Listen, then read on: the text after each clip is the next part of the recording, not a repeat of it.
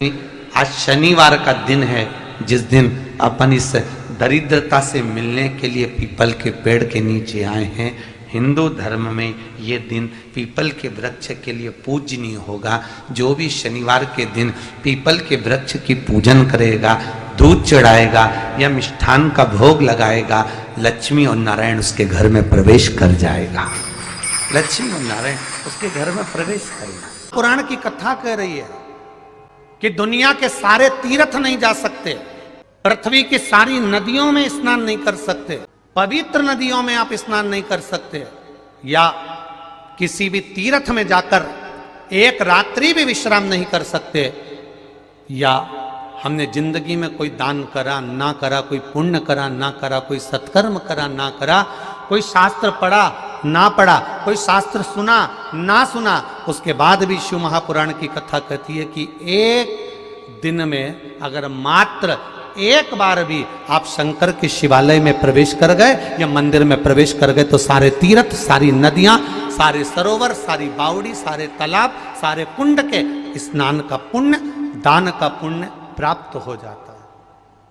केवल शिव तत्व को प्राप्त कर लेने। शिव महापुराण की कथा कह रही है कि घर में जो दिया होता है वो दीपक भी कोई साधारण नहीं होता, उस दीपक की भी महत्वता है, उस दीपक का भी वर्णन है। महाराज एक बात और बहुत अच्छे से सुनिएगा, शायद आपकी जिंदगी को सवार हो, शायद आपके जीवन को सवार हो। मेरी जीजियों, मेरे जीजाओं, मेरी बेटियों, बेटाओं, कभी मौका लगे शंकर भगवान के शिवलिंग के पास में आप बैठे हैं। यहां तक शास्त्र कहता है कि घर में अगर किसी को बहुत तेज बुखार आ गया है, बहुत तेज बुखार, और बच्चा उस बुखार में तप रहा है, बहुत तप रहा है, महाराज तुम जिस दिए में भगवान की आरती उतारते हो, जिस दिए से तुम भगवान की पूजन करते हो, कभी मौका लगे और आप पूजन करने के लिए गए,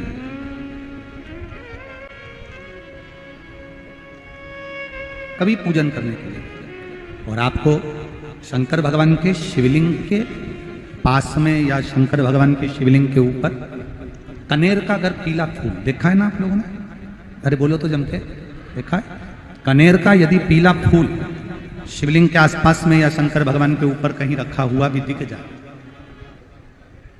विषम परिस्थिति हो, बहुत हिम्मत ना हारते हुए, तभी भगवान अकेले में एकांत में आप पहुंचे उनके पूजन के लिए, कनेर का पुष्प वहां रखा है, चाहे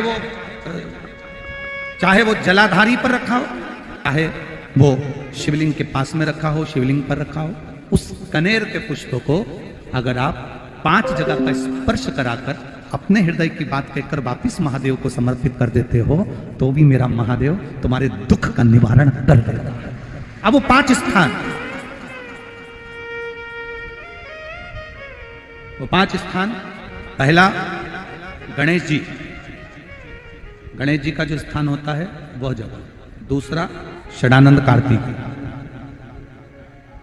तीसरा अशोक सुंदरी वाला स्थान, चौथा जलाधारी जो ऊपर से बूंद बूंद जल नीचे गिरा रही है, जया, विषहरा, शामली बारी, दौतली, देव, शंकर जी की 5 बेटियों का, और 5वें नंबर का है शंकर भगवान के, जो कैसे वर्णन किया जाए, त्रिशूल के 3 भाग होते हैं।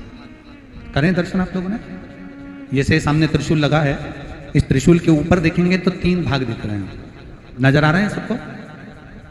त्रिशूल का जो 3 भाग होता है, उस 3 भाग का जहां ज्वाइंट होता है, जहां मिलता है, एक जगह पर देखो तीनों भाग एक जगह पर मिले हुए, 3 भाग का जहां मिलन होता है, 5वां स्थान, ये 5वां स्थान, यहां पर स्पर्श कराकर शिवलिंग पर अपनी कामना कर कर श्री शिवाय नमस्तुभ्यम कहकर बाबा से अपने मन की बात कहकर जो समर्पित कर देता है, हम 3 महीना भी नहीं कहेंगे, हम तो कहेंगे अगर ज्यादा दुख है 3 दिन इंतजार करना, मेरा बाबा उस दुख को मिटाएगा।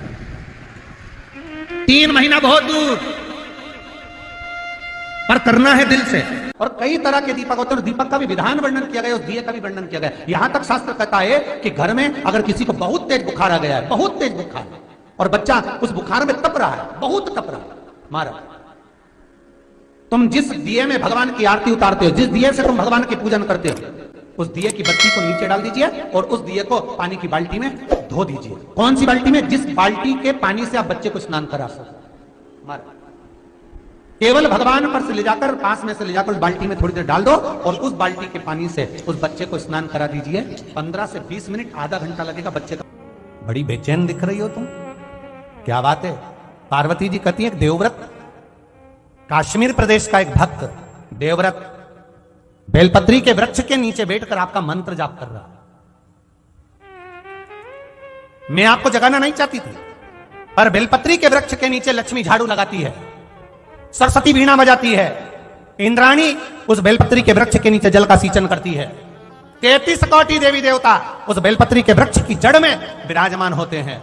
इसलिए देवव्रत एक बार पंचाक्षर मंत्र बोलता है तो वो 33 करोड़ बार गिना जाता है, ऐसा बेलपत्री का वृक्ष होता है। बेलपत्री के वृक्ष के नीचे एक बार अगर भगवान का नाम लिया जाता है तो वो 33 करोड़ बार, 33 कोटि बार गिना जाता है। एक मंत्र केवल नमः शिवाय, ओम नमः शिवाय, नमः शिवाय, ओम नमः शिवाय, 33 कोटि बार गिना है, 33 कोटि। कितना सुंदर लिखा है। फिर वही वाली बात आ गई जो पहले कथा में कहा, अपने लिए अच्छा वाला घी छाट के लाना, अच्छी कंपनी का लाना, और जब यज्ञ करने बैठे, पूजन करने बैठे, हवन करने बैठे, भगवान का कोई पाठ पूजन करवाई, पूजा वाले दुकान पे बोलना कि पूजा का घी चाहिए।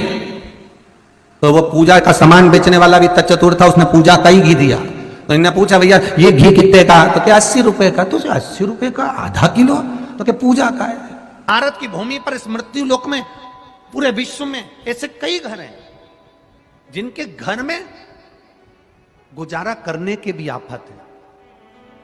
पहनने के कपड़े नहीं, किसी के यहां पर भोजन नहीं, किसी के यहां जमीन नहीं, किसी के यहां दुकान नहीं, कोई पूरी जिंदगी किराए के मकान में निकाल देता है। नहीं, मेरा एक निवेदन है, इस कथा को जितने छत्रपति संभाजी नगर के श्रोता भाई बहन श्रवण कर रहे हैं उनसे निवेदन करूंगा, आप हाथ का ठेला लगा रहे हो, सब्जी का ठेला लगा रहे हो, फल का ठेला लगा रहे हो, धक्के की जिंदगी जी रहे हो, दरवाजे पर बैठे हो, कहीं ना कहीं तुम दास्य भाव की जिंदगी जी रहे हो, तकलीफ में जिंदगी जी रहे हो, बहुत दुख की जिंदगी जी रहे हो, बहुत कष्ट की जिंदगी जी रहे हो, उनसे केवल निवेदन करूंगा, 3 महीने 2 जगह पर जल चढ़ाना प्रारंभ कर दीजिए, केवल 3 महीने। एक शंकर भगवान के शिवलिंग पर, दूसरा बेलपत्री के पेड़ के नीचे, 2 जगह पर जल चढ़ाना 3 महीने लगातार चालू कर दो, बाबा तुम्हारा हाथ पकड़कर तुम्हें उन्नति की सीढ़ी पर चढ़ा देगा।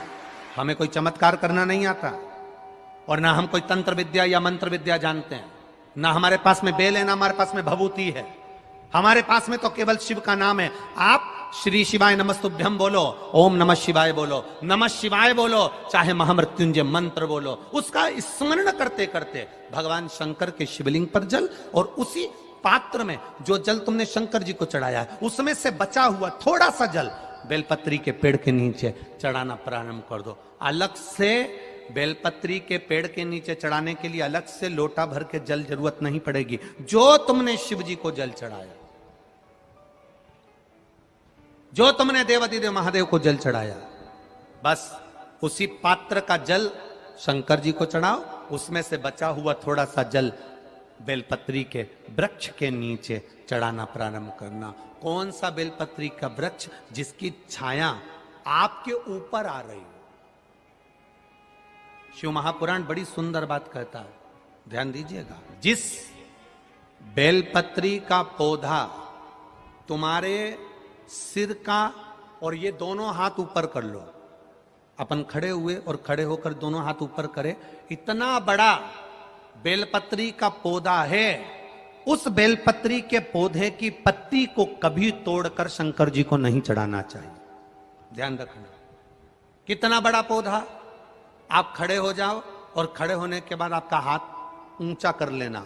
इतना बड़ा पौधा है, उस पौधे की पत्ती बेलपत्री को तोड़कर शंकर भगवान को कभी नहीं चढ़ाना। शंकर भगवान को उस बेलपत्री को, उस वृक्ष की पत्ती को तोड़ना चाहिए जो वृक्ष तुम्हारे हाथ से थोड़ा सा ऊंचा हो, जिसके लिए तुम्हें हाथ और ऊंचा करना पड़ रहा हो।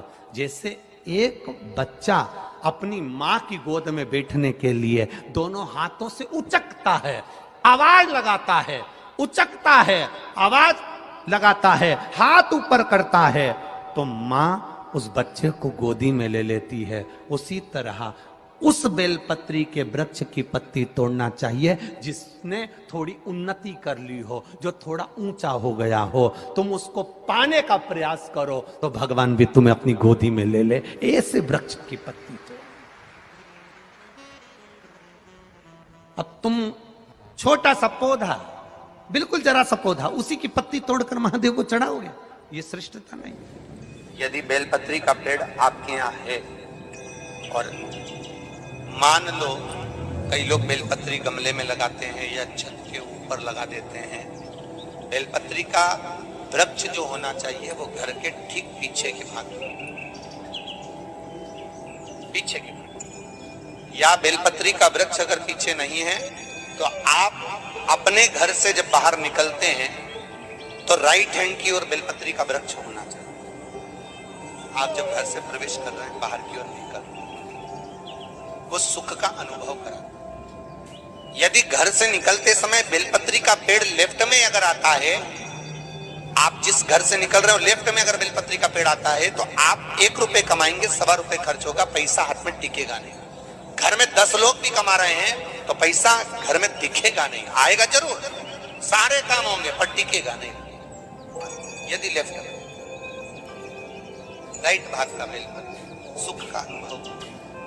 बेलपत्री का वृक्ष घर में लगाओ तो घर के पीछे के हिस्से में लगाना चाहिए, और ऐसी जगह नहीं लगाना कि जहां पर बेलपत्र में गंदा पानी जाए या कोई गंदी वस्तु उसके नीचे पड़े।